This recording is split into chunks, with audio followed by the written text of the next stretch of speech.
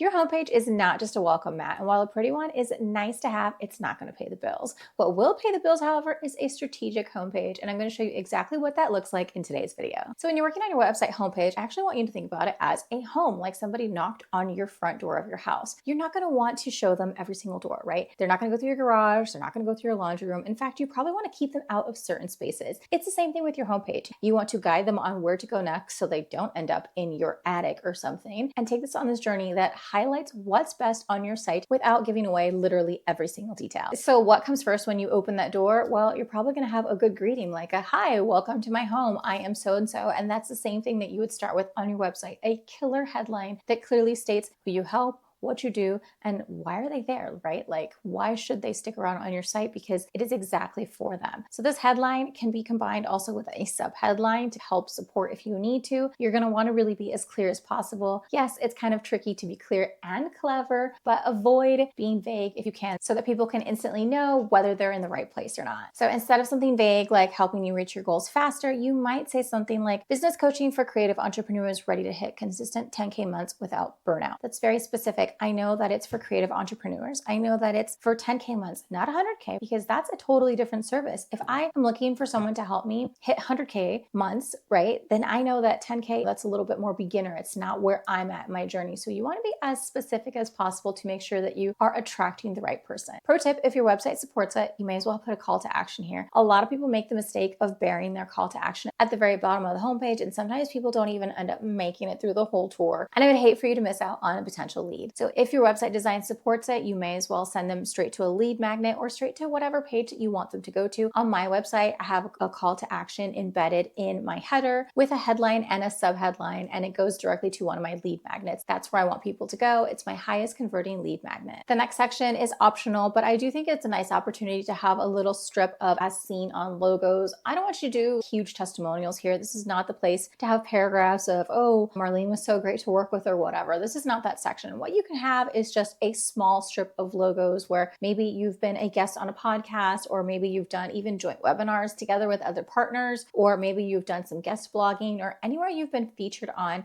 And the nice thing about having it up front is that it creates instant trust and credibility. Somebody lands on your website and they see that first and they're like, whoa, this person is legit. They've been featured on BBC and they've been featured in Forbes or whatever, right? It creates that instant trust and credibility. Again, this is optional. Some people prefer to put it at the bottom, but it's such a small strip and it doesn't take up that much space that I don't think it does any harm to have it up front. Your next section is just a little bit of copy. And again, think about it as somebody who walked into your house, right? You greeted them, you said hello. You're going to talk a little bit before you just start waltzing them through the rooms in your house. It's the same way here. Write a small paragraph. It doesn't have to be a novel. I don't want to see 8-point font and I don't want to see giant blocks of text. Just a little bit of information of what you do, who you help, and how you can serve them. Now, what comes next? Again, I'll leave this up to you, the tour guide, but what space do you want to show them first? You're not going to have time to show them every single door in your house. You're not going to have time to show them every single page on your website. So instead, walk them through your high priority space. And if you're a service-based entrepreneur, maybe that is just straight to your services page.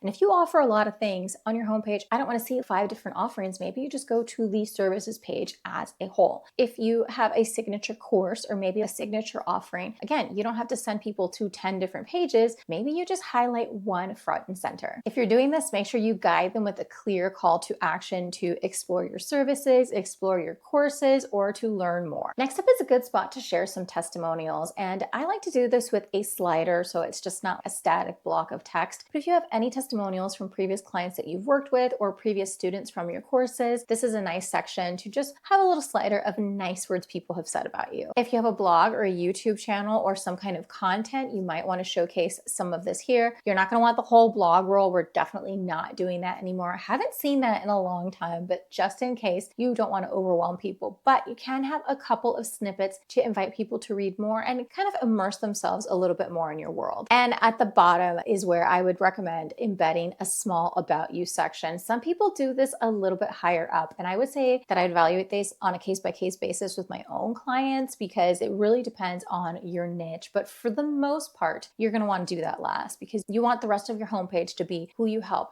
how you serve, and all these other things. Make it about them. And then at the end, you can make it a little bit about you. You don't want to embed your entire about page here, just a nice photo, a very small snippet. You can even just have a quick quote or something, and then an invitation to click to learn more if they want. Now that your homepage has a strong foundation, let's zoom out a little bit and take a look at your website as a whole. Watch this video that's playing on your screen right now, and I'll show you how you can step back from social media and harness the power of your site to turn it into a 24/7 sales machine.